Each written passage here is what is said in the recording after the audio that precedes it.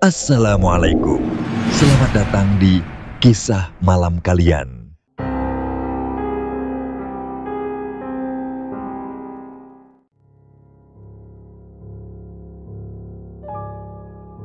Pada suatu masa di tahun 80-an, di sebuah kampung yang terletak di Kudus, hiduplah seorang pria bernama Mas Pur. Di kampung itu, suasana tengah dipenuhi kekhawatiran karena maraknya isu pencurian yang menyebar dari mulut ke mulut. Kabar mengenai aksi maling yang kian sering terjadi membuat warga semakin waspada. Dalam waktu yang tidak terlalu lama, terdengar cerita bahwa di kampung-kampung sekitar telah terjadi beberapa insiden kehilangan barang berharga. Ada warga di desa sebelah yang mengaku kemalingan, sementara di daerah lain kejadian serupa juga mulai terulang. Bahkan, di kampung Mas Pur sendiri, mulai muncul indikasi bahwa keberadaan para maling itu bukan sekadar rumor belaka. Menurut kesaksian salah satu warga, pada suatu malam, ia sempat melihat 2 hingga 3 orang melintas dengan gerak-gerik mencurigakan. Sosok-sosok itu terlihat menyeberang dari satu kebun ke kebun lainnya, berjalan dengan posisi setengah membungkuk, seakan berusaha menghindari pandangan orang-orang. Ciri-ciri mereka pun cukup khas, mengenakan sarung yang dililitkan pada tubuh mereka, mengingatkan pada cara berpakaian para pencuri di masa itu. Kabar tersebut segera menyebar luas di antara warga, hingga akhirnya sampai ke telinga ketua RT yang sebut saja bernama Pak Singgih. Saat itu Pak Singgih pun tidak tinggal diam. Menyadari betapa seriusnya situasi ini, ia segera mengadakan musyawarah dengan warga untuk mencari solusi terbaik.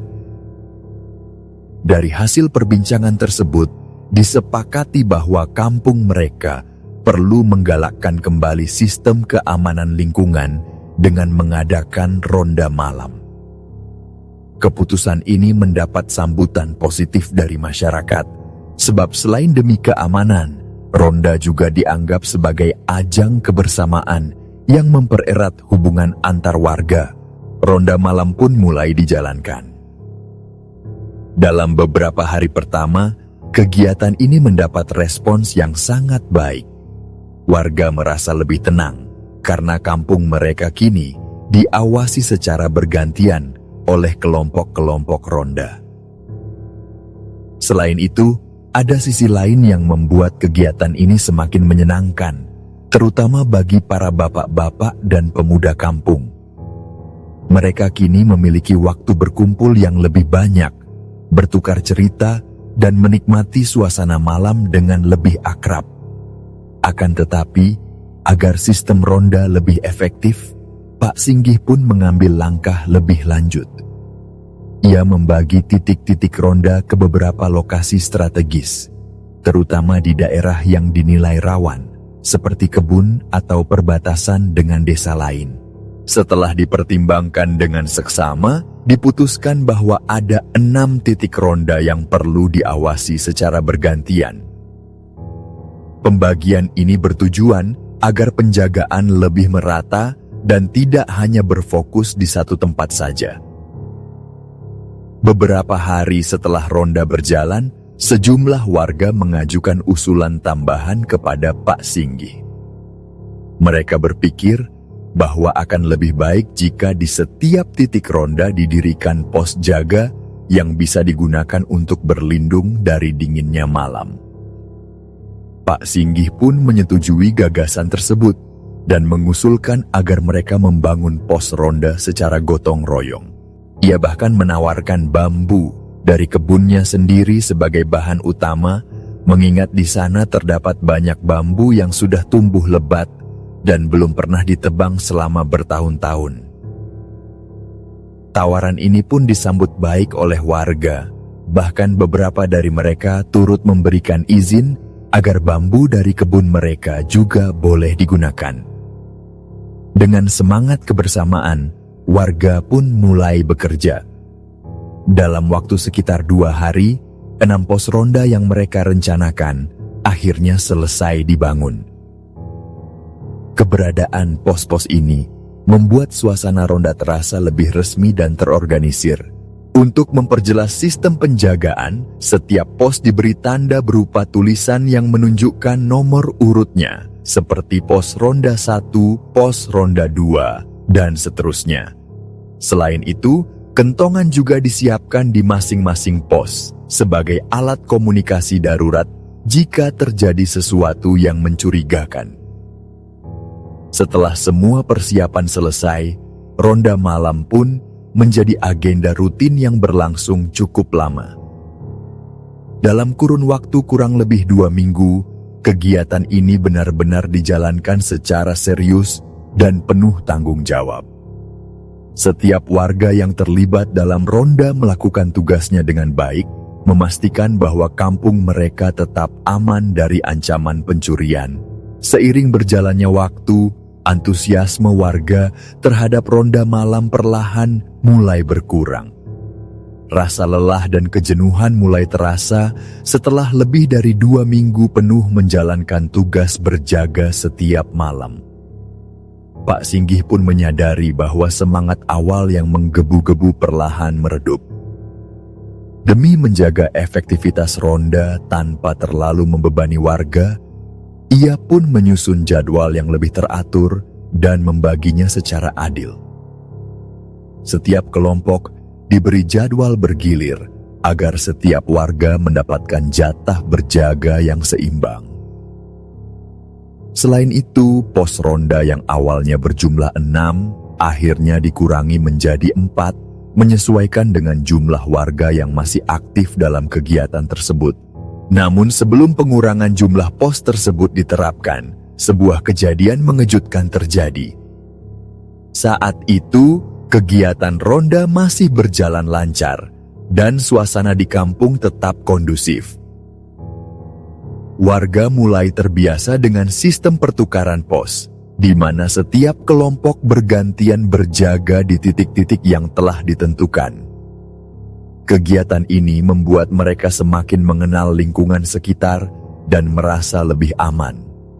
Tetapi ketenangan itu mendadak terganggu oleh sebuah peristiwa yang membuat seluruh warga heboh.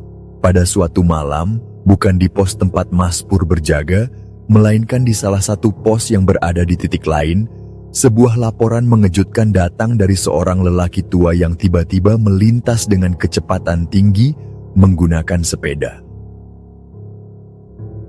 Pria itu tampak panik, dan begitu tiba di depan pos ronda, ia bahkan sampai melemparkan sepedanya ke tanah. Tubuhnya gemetar hebat, napasnya tersengal-sengal, seakan baru saja mengalami sesuatu yang sangat menakutkan. Para penjaga ronda yang berada di pos itu langsung menghampirinya dengan penuh rasa ingin tahu. Mereka berusaha menenangkannya dan bertanya tentang apa yang sebenarnya terjadi. Warga yang ada di pos tersebut pun segera menyodorkan segelas air untuk membantu pria tua itu agar sedikit tenang. Dengan usia yang sudah menginjak hampir 70 tahun, tenaganya tentu tidak sekuat dulu, dan ia butuh waktu untuk mengatur napasnya yang masih tersengal-sengal. Setelah beberapa saat, ia akhirnya mulai berbicara, meskipun suaranya masih bergetar. Ia menceritakan bahwa di salah satu kebun yang dilewatinya, ia melihat sesuatu yang tidak masuk akal. Sesosok makhluk berbalut kain putih yang tiba-tiba muncul di hadapannya. Dalam keterkejutannya, ia segera mengayuh sepedanya secepat mungkin. Namun rasa panik yang begitu besar membuatnya tidak sanggup lagi mengendalikan dirinya. Hingga akhirnya ia tiba di pos ronda dalam keadaan ketakutan luar biasa. Cerita yang keluar dari mulut lelaki tua itu tentu saja mengejutkan warga yang mendengarnya. Beberapa orang sempat meragukan kebenaran ucapannya, tetapi ada pula yang langsung mempercayainya, mengingat bahwa di kampung itu, keberadaan makhluk halus seperti pocong kuntilanak dan genderuwo bukanlah sesuatu yang asing. Sudah menjadi hal lumrah bagi warga yang hidup di era tahun 80-an untuk mendengar berbagai kisah tentang makhluk-makhluk gaib yang dipercaya menghuni berbagai sudut kampung, terutama di tempat-tempat tertentu yang dianggap angker.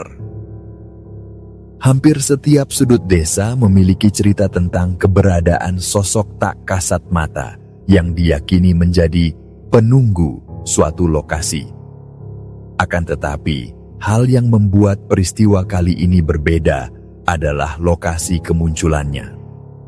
Menurut penuturan warga, kebun yang disebutkan oleh lelaki tua itu sebenarnya bukanlah tempat yang dikenal angker. Tidak pernah ada cerita sebelumnya tentang keberadaan makhluk halus di sana. Tempat itu hanyalah kebun biasa yang selama ini dianggap aman dan bersih dari hal-hal mistis.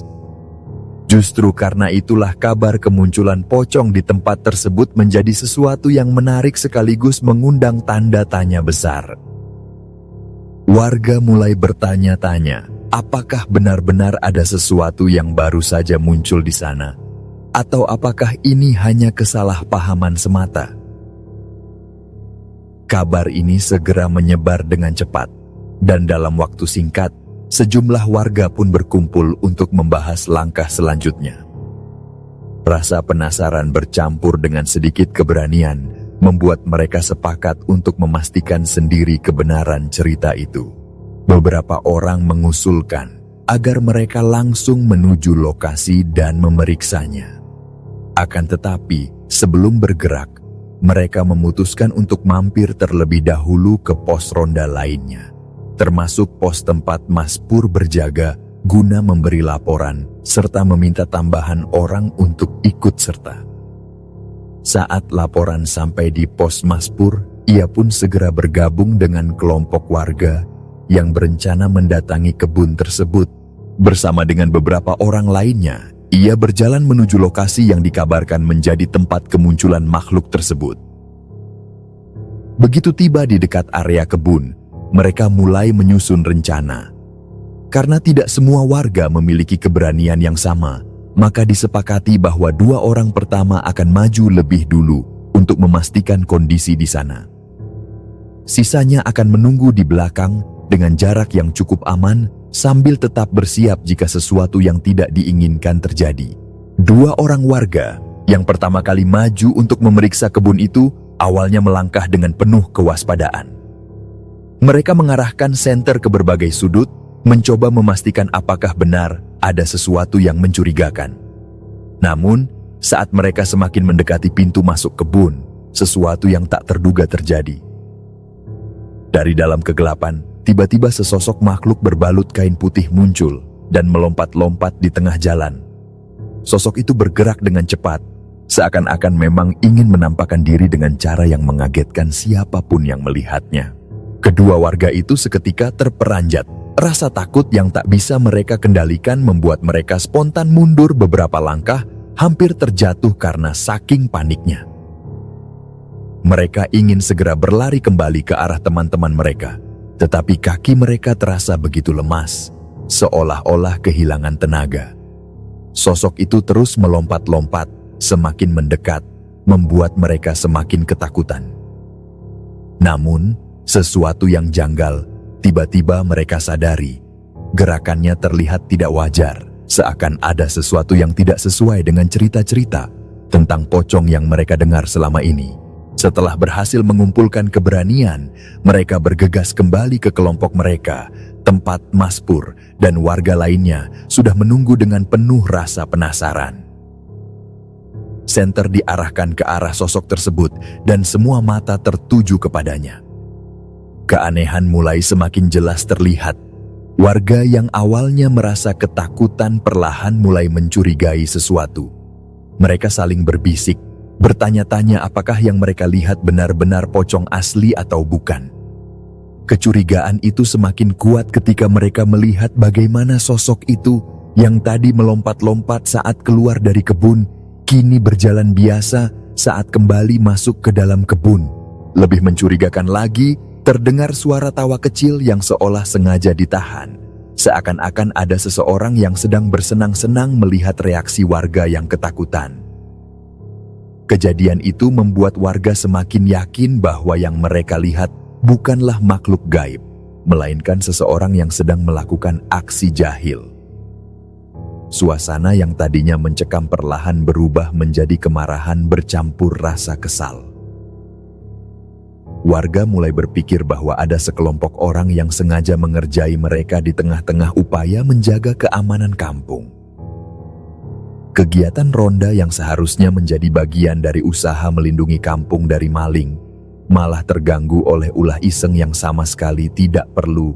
Merasa tidak bisa membiarkan kejadian ini berlalu begitu saja, warga sepakat untuk mengejar dan menangkap siapapun yang sedang bermain-main dengan ketakutan mereka.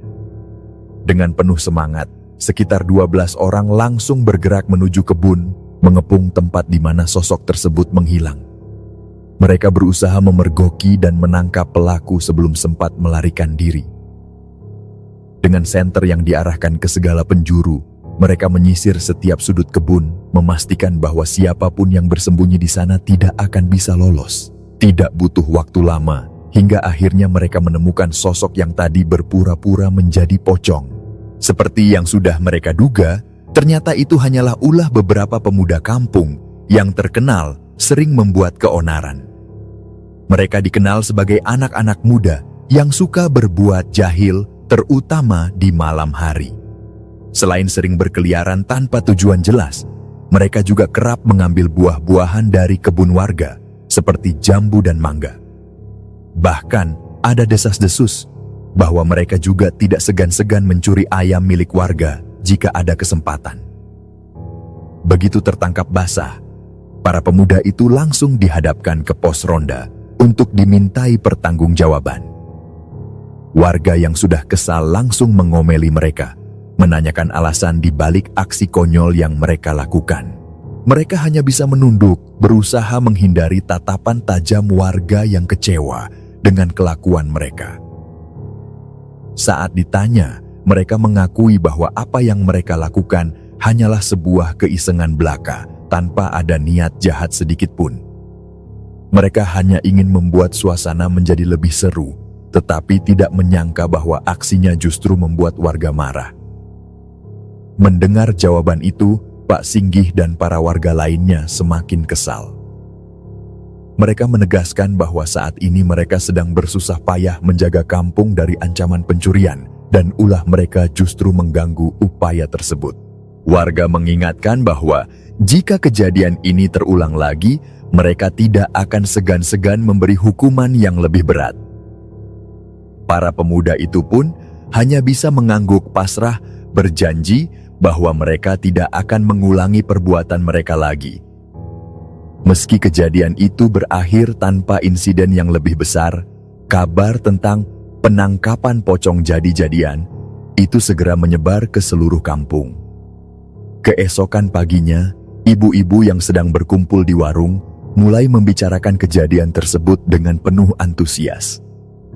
Beberapa dari mereka yang tidak ikut ronda malam itu awalnya mengira bahwa benar-benar ada pocong yang berhasil ditangkap. Akan tetapi, begitu mereka mendengar penjelasan bahwa itu hanya ulah anak-anak muda iseng, mereka pun tertawa sambil mengomel tentang betapa nakalnya anak-anak tersebut. Tidak sedikit yang menyebutkan nama orang tua para pelaku, membuat keluarga mereka ikut merasa malu atas kelakuan anak-anak mereka. Sementara itu, di antara para bapak-bapak dan pemuda yang mengikuti ronda, kejadian ini menjadi bahan pembicaraan selama beberapa malam berikutnya. Mereka terus membahas bagaimana aksi penangkapan pocong itu berlangsung dan bagaimana reaksi warga saat mengetahui bahwa itu hanyalah lelucon. Namun, setelah beberapa hari, cerita ini pun perlahan mulai mereda. Rutinitas ronda tetap dilanjutkan seperti biasa, meskipun semangatnya sudah tidak setinggi di awal-awal pelaksanaannya. Beberapa warga mulai merasa jenuh, tetapi mereka tetap menjalankan tugas demi menjaga keamanan kampung mereka. Seiring berjalannya waktu, warga mulai merasa lebih santai dalam menjalankan ronda malam. Namun, di minggu keempat, Ketika suasana mulai kembali normal, sebuah kejadian lain kembali mengguncang warga. Kali ini, sosok yang datang melapor bukan lagi seorang lelaki tua seperti sebelumnya, melainkan seorang bapak-bapak yang masih cukup muda, mungkin berusia sekitar 40 tahunan. Malam itu, ia datang langsung ke pos tempat Mas Pur, dan warga lain berjaga. Langkahnya tergesa-gesa, terdengar jelas suara ketukan sepatunya di tanah saat mendekati pos ronda. Berbeda dengan warga lain yang biasanya mengenakan sarung khas saat berjaga, pria itu masih mengenakan pakaian kesehariannya, kemeja dan celana panjang. Napasnya sedikit tersengal, wajahnya menunjukkan ketegangan yang sulit disembunyikan. Begitu sampai di pos, ia segera menceritakan sesuatu yang membuat semua orang terdiam sejenak. Menurut penuturannya, ketika ia melewati kebun yang dulu menjadi lokasi kehebohan pocong jadi-jadian, ia kembali melihat sesuatu yang membuatnya bergidik. Di tengah kebun yang gelap itu, tampak sesosok makhluk berbalut kain putih, berdiri diam, tanpa bergerak sedikit pun. Mendengar cerita tersebut, warga langsung dibuat penasaran sekaligus curiga. Bagi mereka, ini terdengar seperti ulah pemuda-pemuda iseng yang sebelumnya tertangkap basah menyamar sebagai pocong. Nama-nama mereka pun langsung disebut-sebut dalam obrolan warga yang sedang berjaga di pos. Kesal dengan kemungkinan bahwa anak-anak muda itu kembali mengulang lelucon mereka, beberapa warga pun segera mengusulkan untuk kembali mendatangi lokasi tersebut guna memastikan kebenarannya. Tidak butuh waktu lama, mereka beramai-ramai menuju kebun yang dimaksud. Beberapa warga dari pos ronda lain bahkan ikut bergabung dalam kelompok itu. Obrolan sepanjang perjalanan dipenuhi dengan berbagai dugaan. Ada yang meyakini bahwa ini hanyalah ulah manusia, tetapi ada pula yang diam-diam merasa sedikit khawatir jika yang mereka hadapi kali ini benar-benar sesuatu yang tidak bisa dijelaskan secara logika. Sesampainya di kebun, mereka langsung menyebar menggunakan senter untuk menerangi setiap sudut. Mereka berusaha menemukan jejak apapun yang bisa menjadi petunjuk keberadaan sosok tersebut. Akan tetapi, setelah cukup lama menyisir area itu, mereka tidak menemukan apapun. Tidak ada jejak kaki, tidak ada tanda-tanda bahwa seseorang baru saja berada di sana. Bahkan, ketika mereka mencoba berpura-pura memancing kemunculan sosok tersebut, tidak ada respons apapun. Merasa usaha mereka sia-sia, warga pun akhirnya kembali ke pos masing-masing. Meski mereka tidak menemukan sesuatu yang aneh, mereka tetap membicarakan kejadian itu dengan penuh antusias. Beberapa orang bahkan menganggap kejadian ini sebagai hiburan tersendiri, sebuah tantangan yang membuat ronda malam terasa lebih seru. Akan tetapi, keanehan belum berakhir di situ. Masih di malam yang sama, sekitar pukul 1 dini hari, sebuah laporan lain datang dari pos yang berbeda. Seorang warga dari pos lain datang tergesa-gesa dan mengabarkan bahwa mereka kembali melihat sesosok pocong di lokasi yang berbeda. Mendengar laporan itu, warga yang berjaga di pos Mas Pur pun kembali bersiap untuk bergerak. Mereka mulai bertanya-tanya, apakah benar ini hanya ulah manusia? Atau justru mereka sedang menghadapi sesuatu yang lebih dari sekadar lelucon?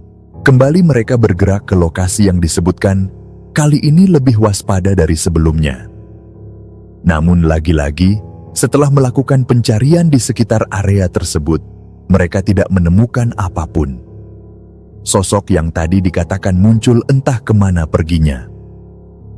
Rasa penasaran semakin memuncak, tetapi tidak ada satupun bukti yang bisa menjelaskan apa yang sebenarnya terjadi. Keesokan paginya, cerita tentang pocong yang kembali muncul menyebar luas di kampung. Beberapa warga yang penasaran langsung mendatangi anak-anak muda yang sebelumnya tertangkap menyamar sebagai pocong. Mereka menuduh para pemuda itu kembali melakukan keisengan mereka. Namun kali ini, anak-anak muda itu dengan tegas membantah. Mereka bersumpah bahwa mereka tidak ada hubungannya dengan kejadian tadi malam. Mereka mengaku sudah jera setelah kejadian sebelumnya dan tidak lagi berani melakukan hal serupa. Warga yang awalnya curiga pun mulai berpikir ulang.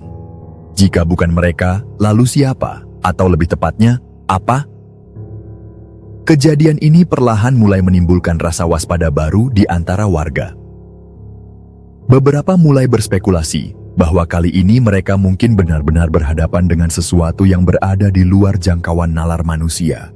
Sementara itu, rutinitas ronda terus berlanjut, meskipun jumlah warga yang berpartisipasi perlahan mulai berkurang. Jika sebelumnya ronda dilakukan dalam kelompok besar, kini jumlahnya semakin menyusut, seolah secara alami terbagi menjadi 2 sesi. Beberapa warga memilih berjaga sejak pukul 8 atau 9 malam, lalu pulang sekitar tengah malam atau pukul 1 dini hari. Sementara itu, ada kelompok lain yang baru bergabung di jam-jam akhir, setelah mereka sempat beristirahat atau tidur terlebih dahulu. Pada malam itu, sekitar pukul 1 dini hari, suasana kampung masih begitu lengang.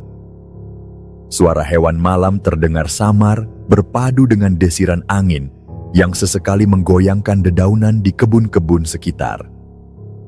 Di saat sebagian besar warga tengah tertidur lelap, ada sekelompok orang yang baru saja bersiap untuk memulai ronda.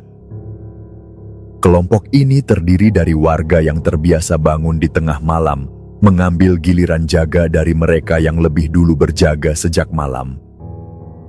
Mereka akan menghabiskan sisa malam hingga menjelang subuh, berpatroli mengelilingi kampung dan memastikan keadaan tetap aman. Di antara mereka, ada seorang pria yang merupakan tetangga dari bapaknya Maspur. Malam itu, ia baru saja bangun dan bersiap menuju pos ronda. Dengan langkah santai, ia berjalan sendirian, menempuh jalur yang sudah biasa dilewatinya. Rute yang diambilnya melewati kebun yang sempat menjadi saksi kejadian pocong palsu beberapa hari sebelumnya. Ia melangkah tanpa beban, merasa yakin bahwa apa yang sebelumnya terjadi hanyalah lelucon dari anak-anak muda yang iseng. Akan tetapi, ketika ia hampir melewati kebun tersebut, pandangannya tertuju pada sesuatu di pinggir jalan. Jantungnya seketika berdegup lebih kencang. Di sana, berdiri sesosok makhluk yang tampak terbungkus kain putih. Sosok itu tidak bergerak sedikit pun, hanya berdiri diam dengan posisi menyandar di sebuah batang pohon. Awalnya, pria itu berusaha mengabaikannya. Dalam hatinya, ia meyakinkan diri bahwa itu hanyalah ulah pemuda kampung. Tetapi, ada sesuatu yang janggal. Saat ia terus berjalan, perasaan aneh mulai menyusup ke dalam dirinya. Ia menoleh sekali lagi, memastikan bahwa sosok itu masih ada di sana. Dan benar saja, makhluk itu tidak bergerak, tetapi tetap berada di tempatnya. Rasa penasaran bercampur sedikit kesal, membuatnya berpikir bahwa kali ini ia ingin mengungkap siapa yang sedang bermain-main dengannya. Dengan langkah mantap, ia terus berjalan, berpikir bahwa begitu sampai di pos ronda, ia akan memberitahu warga lain dan mereka akan menangkap pelaku. Namun, keanehan mulai terjadi. Sosok itu mulai mengikuti langkahnya. Tidak ada suara langkah kaki, tidak ada suara kain yang bergesekan dengan tanah. Tetapi setiap kali ia menoleh, sosok tersebut selalu berada di dekatnya, tetapi tidak pernah berdiri di tengah jalan. Sosok itu seakan selalu mencari tempat untuk bersandar, entah di batang pohon, pagar rumah, atau di sisi bangunan yang dilewatinya. Hal ini membuat bulu kuduk pria itu mulai meremang. Meskipun merasakan kegelisahan yang semakin kuat, ia tetap berpikir rasional. Pikirannya masih dipenuhi keyakinan bahwa ini adalah ulah iseng manusia. Ia terus berjalan dengan langkah cepat, berharap segera mencapai pos ronda agar bisa meminta bantuan. Begitu sampai di pos ronda, tanpa menunggu lama, ia langsung berteriak dan memberitahu warga lain bahwa pocong palsu kembali muncul. Suaranya yang lantang mengejutkan beberapa orang yang sedang duduk bersantai. Dengan cepat, mereka semua bangkit dan mengarahkan pandangan ke arah yang ditunjuk oleh pria itu. Senter dinyalakan, mata mereka mencari-cari keberadaan sosok tersebut. Dan di sanalah sosok itu terlihat masih berdiri di tempatnya. Warga yang melihatnya awalnya hanya berpikir bahwa ini hanyalah keisengan anak-anak muda lagi. Namun, yang terjadi selanjutnya benar-benar di luar dugaan mereka. Sosok yang tadinya diam itu tiba-tiba melesat ke atas, bukan melompat seperti manusia, melainkan melayang begitu saja.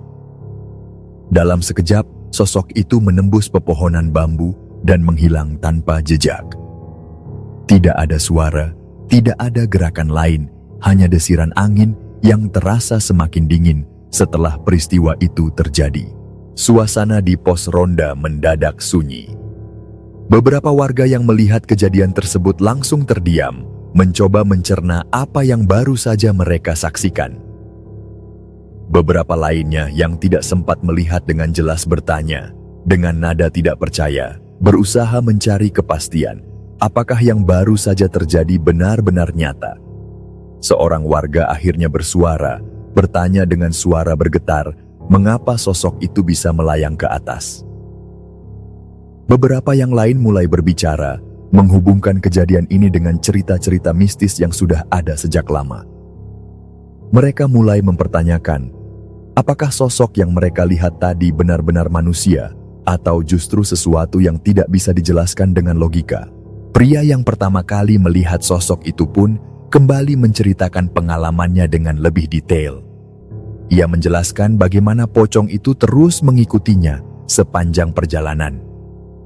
Ia juga menambahkan bahwa awalnya ia berpikir bisa menjebaknya dan menangkapnya bersama warga lain. Namun, yang terjadi justru di luar perkiraannya. Setelah mendengar cerita tersebut, suasana di pos ronda semakin tegang. Beberapa warga mulai merasa tidak nyaman dan rasa takut perlahan merayap ke dalam hati mereka. Akhirnya, setelah berdiskusi singkat, mereka sepakat untuk meninggalkan pos tersebut dan berpindah ke pos ronda lainnya. Dengan langkah tergesa, mereka berjalan sambil terus berbincang tentang kejadian tadi, berusaha mencari jawaban atas pertanyaan yang kini menggantung di benak mereka. Di pos ronda yang baru, mereka mencoba menenangkan diri. Malam pun berlalu tanpa ada kejadian lain. Akan tetapi, peristiwa itu meninggalkan kesan mendalam bagi siapapun yang menyaksikannya. Pagi harinya, cerita tentang kejadian semalam kembali menyebar dengan cepat. Jika sebelumnya warga yang berkumpul lebih banyak membahas ancaman maling dan keamanan kampung, kini fokus pembicaraan mulai bergeser.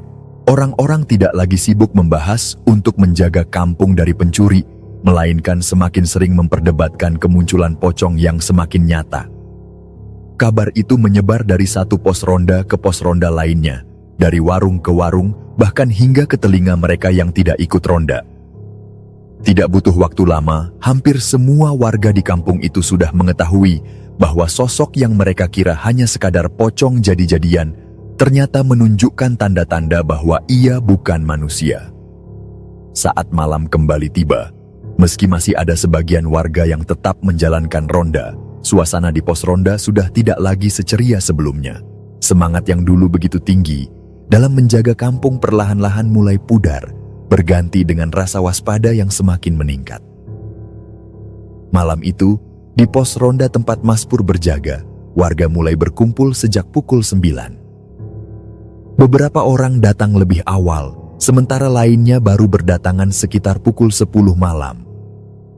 Jika di masa sekarang jam 10 malam masih terasa biasa, tidak demikian dengan kondisi di kampung pada tahun 80-an. Pada masa itu, jika tidak ada ronda, hampir tidak ada satupun warga yang masih berkeliaran di luar rumah. Jalanan sudah sepi, rumah-rumah sudah tertutup rapat, dan hanya pos ronda yang masih terlihat terang dengan suara obrolan para penjaga malam. Malam itu, suasana di pos ronda awalnya berjalan seperti biasa. Hanya ada sekitar 5 orang yang sudah duduk, sementara yang lainnya masih dalam perjalanan atau baru bersiap keluar rumah. Mereka mengobrol ringan, berbicara tentang kejadian semalam sambil berusaha tidak terlalu terbawa suasana. Akan tetapi, tidak lama setelah obrolan mereka mengalir, sesuatu yang aneh mulai menarik perhatian mereka. Di depan pos, dalam gelapnya malam, ada sesuatu yang tampak berbeda. Hampir semua sudut jalanan dan kebun di sekitar pos tertutup dalam bayangan pekat, tetapi di salah satu titik ada warna yang begitu kontras. Cahaya lampu di pos ronda memang tidak terlalu terang, tetapi cukup untuk menangkap siluet sebuah sosok yang tampak berdiri di bawah pohon pepaya. Sosok itu begitu mencolok, berwarna putih di tengah gelapnya malam, diam tidak bergerak, hanya berdiri di sana, seperti sedang mengawasi mereka. Salah seorang warga yang lebih dulu melihatnya mencoba memberitahu yang lain. Mereka mulai bertanya-tanya, memastikan bahwa semua orang melihat hal yang sama. Perlahan, mereka semua memusatkan perhatian ke arah bawah pohon pepaya itu. Salah seorang dari mereka mulai bergumam, mencoba meyakinkan diri bahwa yang mereka lihat itu bukanlah sesuatu yang menyeramkan. Tetapi, saat diperhatikan lebih seksama, bentuknya semakin jelas. Sosok itu tampak seperti pocong. Tidak ada gerakan, hanya berdiri kaku di tempatnya. Beberapa orang yang melihatnya mulai merasa gelisah. Mereka mencoba mengingat kejadian sebelumnya, saat kabar tentang pocong palsu menyebar di kampung ini. Tetapi kali ini, ada sesuatu yang berbeda. Perasaan takut mulai merayap dalam benak mereka, membuat suasana di pos menjadi semakin tegang. Mereka pun sepakat untuk tidak terlalu lama menatapnya. Beberapa orang menyarankan agar mereka berpura-pura tidak melihat, tidak memberikan perhatian lebih, dan membiarkan saja. Namun, perasaan tidak nyaman itu terus membayangi mereka. Rasa takut yang awalnya hanya samar perlahan mulai bertumbuh merayapi seluruh tubuh mereka. Lalu, sesuatu yang mengejutkan terjadi. Sosok pocong yang semula diam di tempat itu tiba-tiba mulai bergerak. Namun, bukan melompat seperti yang biasa mereka dengar dalam cerita-cerita tentang pocong, melainkan bergeser perlahan. Dan tidak hanya itu, sosok tersebut mulai bergerak mendekati pos ronda. Gerakannya begitu aneh, melayang perlahan, semakin dekat ke arah mereka. Saat itulah mereka yakin bahwa yang sedang mereka lihat ini bukanlah manusia. Ini bukan sekadar keisengan anak-anak muda, bukan pocong palsu yang mereka tangkap sebelumnya. Ini sesuatu yang berbeda, sesuatu yang jauh lebih menyeramkan. Rasa takut semakin memuncak. Beberapa orang mulai berteriak, memperingatkan yang lain bahwa pocong itu semakin mendekat. Dalam kepanikan, mereka semua berlari meninggalkan pos ronda, berpindah ke pos lain untuk mencari perlindungan. Saat mereka tiba di pos berikutnya, warga yang berjaga di sana mulai bertanya-tanya, penasaran dengan alasan di balik kepanikan mereka. Akan tetapi, kejadian tidak berhenti di situ. Sekitar 1 jam setelah mereka pindah, tepat ketika suasana mulai sedikit lebih tenang, sesuatu kembali terjadi. Di kejauhan, pada sebuah jembatan kecil yang tidak jauh dari tempat mereka berada, sosok itu kembali terlihat. Seorang warga yang lebih dulu melihatnya langsung memberitahu yang lain. Mereka pun menoleh ke arah yang ditunjuk, dan di sanalah sosok itu berdiri. Diam, tetap dengan bentuk tubuh yang sama, tetapi kali ini berada di jembatan. Mereka mulai berdebat lagi. Beberapa orang masih mencoba berpikir logis, meyakinkan diri bahwa itu hanyalah ulah manusia. Tetapi, sosok pocong itu tiba-tiba melakukan sesuatu yang membuat semua orang terdiam dalam ketakutan. Perlahan, makhluk itu melayang ke atas. Bukan sekadar berpindah tempat, tetapi bergerak ke sisi luar jembatan, ke tempat yang seharusnya tidak mungkin bisa dipijak oleh siapapun. Jika ia benar-benar manusia, maka seharusnya ia sudah jatuh ke sungai yang mengalir di bawah jembatan. Namun sosok itu tetap melayang, dengan berpindah-pindah posisi. Melihat hal itu, keberanian warga mulai runtuh. Mereka yang semula yakin bahwa ini hanyalah pocong palsu perlahan mulai mengubah pikirannya. Ketakutan yang tadinya hanya muncul sebagai kecurigaan, kini berubah menjadi kepastian bahwa apa yang mereka hadapi adalah sesuatu yang berada di luar nalar mereka.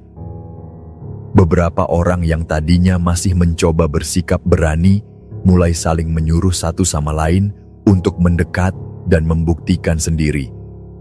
Salah satu warga yang merasa tertantang pun maju, berjalan perlahan menuju sosok itu.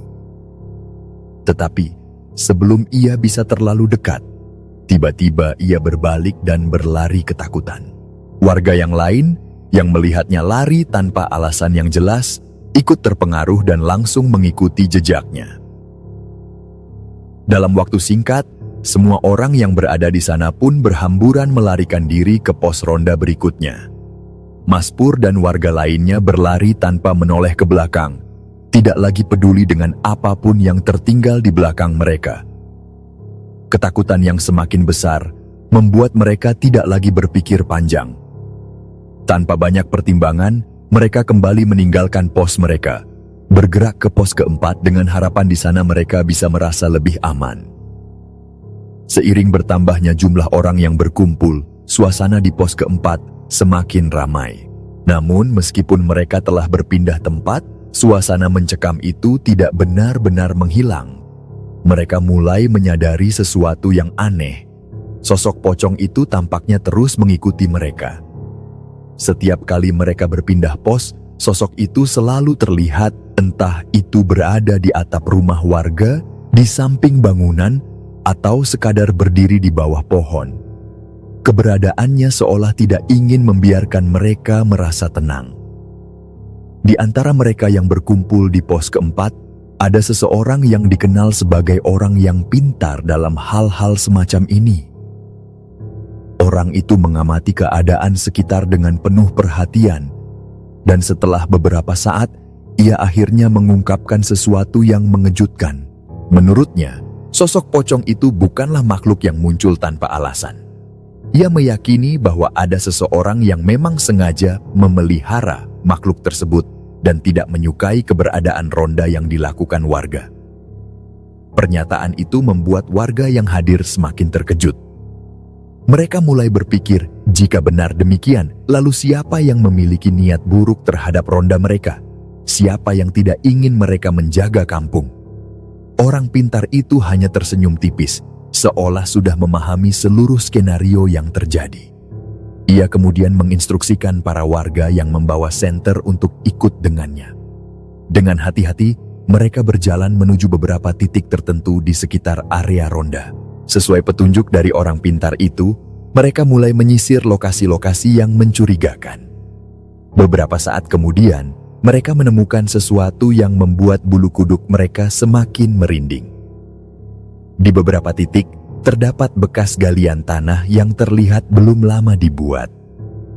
Di dalamnya, mereka menemukan bungkusan-bungkusan misterius yang tidak mereka ketahui isinya. Sesuai arahan dari orang pintar itu, mereka mengumpulkan semua bungkusan tersebut dan membawanya ke pos ronda. Sosok pocong yang sebelumnya terus mengikuti mereka kini menghilang begitu saja. Proses pencarian itu terus dilakukan hingga hampir menjelang pagi, tepatnya sekitar pukul 2 dini hari. Mereka memastikan tidak ada lagi bungkusan mencurigakan yang tertinggal.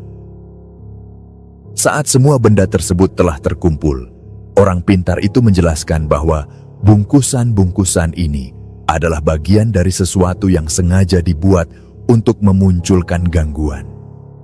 Ia meyakini bahwa pocong yang selama ini mereka lihat memang benar-benar ada, tetapi bukanlah arwah penasaran seperti yang biasa diceritakan. Makhluk itu lebih menyerupai jin yang dikendalikan oleh seseorang dengan tujuan tertentu. Menurutnya, yang mereka alami selama ini bukan sekadar kebetulan. Ada seseorang yang memang sengaja membuat warga merasa ketakutan agar mereka meninggalkan pos-pos ronda. Jika pos-pos tersebut kosong, maka orang-orang yang berada di balik semua ini akan lebih leluasa untuk bergerak. Mendengar penjelasan itu, warga pun mulai menyatukan kepingan-kepingan informasi yang mereka miliki. Kesimpulan yang mereka tarik pun cukup mengerikan. Mereka bukan hanya menghadapi gangguan gaib, tetapi juga menghadapi ulah manusia yang mungkin saja berkaitan dengan aksi pencurian yang sedang mereka cegah. Setelah menyadari hal itu, mereka pun bertanya apa yang harus dilakukan selanjutnya. Orang pintar itu menyarankan agar mereka membakar semua bungkusan tersebut.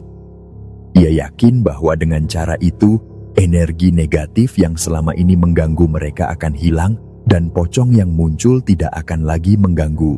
Tanpa ragu, warga segera mengumpulkan kayu dan membuat api unggun di sekitar pos. Satu persatu, mereka melemparkan bungkusan-bungkusan itu ke dalam api, menyaksikan bagaimana benda-benda tersebut terbakar habis. Saat api mulai membesar, aroma yang keluar dari bungkusan itu pun tercium. Baunya aneh, sebuah perpaduan antara wangi bunga, dupa, dan sesuatu yang tidak bisa mereka jelaskan dengan kata-kata. Beberapa warga bergidik ngeri, tetapi mereka tetap memastikan bahwa semua bungkusan itu terbakar hingga tidak tersisa. Setelah proses pembakaran selesai, suasana malam itu terasa jauh lebih ringan. Tidak ada lagi perasaan gelisah atau rasa takut yang mencekam, seolah-olah sesuatu yang sebelumnya menekan mereka kini telah menghilang. Dan benar saja, sejak malam itu tidak ada lagi kejadian aneh yang mereka alami. Sosok pocong yang sebelumnya terus menghantui mereka tidak pernah muncul lagi. Bukan hanya itu, kejadian pencurian yang sebelumnya sering terjadi pun mulai mereda. Kampung yang sebelumnya dibuat resah oleh kabar maling kini kembali tenang. Warga kampung sebelah yang mendengar cerita ini pun akhirnya ikut menggalakkan ronda malam di tempat mereka. Perlahan tapi pasti, keamanan di sekitar kampung semakin terjaga. Aktivitas ronda tetap berlangsung selama beberapa bulan setelahnya, hingga akhirnya musim penghujan tiba. Dengan datangnya hujan yang semakin sering mengguyur kampung, ronda malam pun mulai dibubarkan secara perlahan. Warga kembali ke rutinitas mereka masing-masing, dengan perasaan lega bahwa ketegangan yang sempat menghantui mereka telah berakhir. Baiklah, sekian dulu kisah kami kali ini. Terima kasih untuk Mbak Lala buat cerita yang dikirimkan. Kami mohon maaf jika ada kekurangan dalam cerita ini. Suasana kampung pada tahun 80-an itu jauh lebih sederhana, tenang, dan penuh kebersamaan. Malam hari terasa lebih sepi, dan setelah jam 9 malam, hampir nggak ada orang yang keluar kecuali yang lagi ronda. Kepercayaan sama hal-hal mistis juga masih kuat. Jadi cerita soal hantu atau kejadian gaib sering banget jadi obrolan dan dianggap hal yang wajar dalam kehidupan. Dan semoga dengan kisah ini dapat menghibur sahabat semua. Bila mana sahabat kisah malam kalian punya satu kisah mistis, silakan kirim ke alamat email kami. Insya Allah nanti akan kami ceritakan. Setiap cerita yang ditayangkan nantinya akan diberikan apresiasi berupa souvenir yang menarik. Kami ucapkan terima kasih juga untuk sahabat yang telah menonton video ini, dan juga yang telah subscribe, like, dan komen. Dan untuk yang sudah mendukung channel ini, kami mengucapkan terima kasih banyak, dan semoga Allah membalas kebaikan sahabat semua. Akhirnya, saya memohon maaf kalau dalam menyampaikan kisah ini, terdapat kesalahan dalam berkata-kata dan pengucapan. Dan saya Sandi undur diri, sampai jumpa lagi di kisah kami selanjutnya. Semoga sukses dan sehat selalu untuk sahabat kisah malam kalian. Assalamualaikum. Selamat datang di